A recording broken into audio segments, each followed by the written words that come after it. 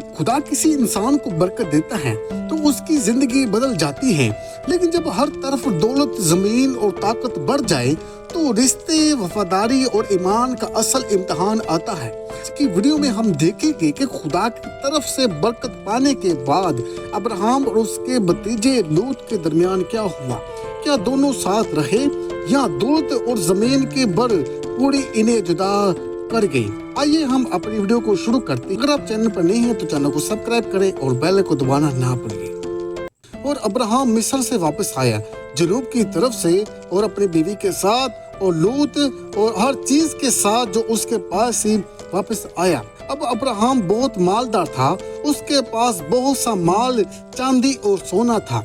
वो दोबारा वापस उस जगह आया जहाँ उसका पहला खैमा बैतएल और ऐ के दरमियान लगा था, जहाँ उसने पहले खुदा के लिए कुर्बानगाह बनाई थी। वहाँ उसने फिर खुदा का नाम पुकारा। लेकिन सिर्फ अब्राहम ही नहीं, उसका भतीजा लूत भी बहुत दौलतमंद हो चुका था। उसके पास भी बहुत सारी भेड़ें, गायें और खेमे थे। जमीन उन दोनों के लिए काफी ना थी कि वो इकट्ठे रह सके, क्योंकि उनके माल के मकदार बहुत ज्यादा हो गई थी और एक जगह उनके रेवड़ों को चुराने के लिए जगह कम पड़ गई। नतीजा ये हुआ कि उनके चुराहों के दरमियान झगड़ा शुरू हो गया। ये सब उस वक्त हो रहा था जब कनानी और फ्रीजी कौमें भी इस जमीन में रहती थी। अब्राहम ने झगड़े से बचने के लिए लूत से कहा, हम आपस में झगड़ा ना करें और ना ही हमारे चुराहे आपस में झगड़े, क्योंकि हम भाई हैं। सारी जमीन तेरे सामने है। अगर तू बाएं तरफ जाए तो मैं दाएं तरफ जाऊंगा, अगर तू दाएं तरफ जाए तो मैं बाएं तरफ चला जाऊंगा। तब लूत ने अपनी आंखें उठाकर यरदन के मैदान की तरफ देखा। वो पूरा इलाका सरसब्ज और सैराब था, जैसे कि खुदावन का बाग। सूर की तरफ जाने से पहले लूत ने उस जमीन को पसंद किया।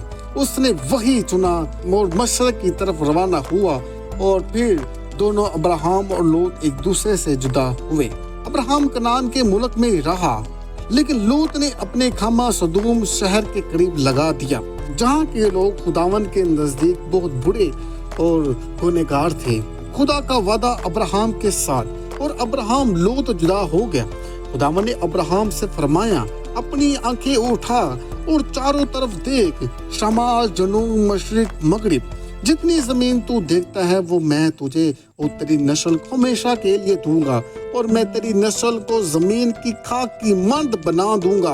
अगर कोई खाक को गिन सकता है तो वही तेरी नस्ल को भी गिन सकता है।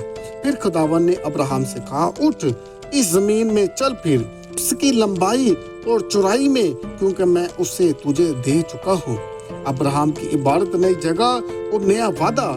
तब अब्राहम ने अपना खेमा उठाया और हेब्रोन में मेमरे के बलोतियों के पास जाकर बस गया और वहाँ उसने खुदावन के लिए कुर्बानगाह बनाई।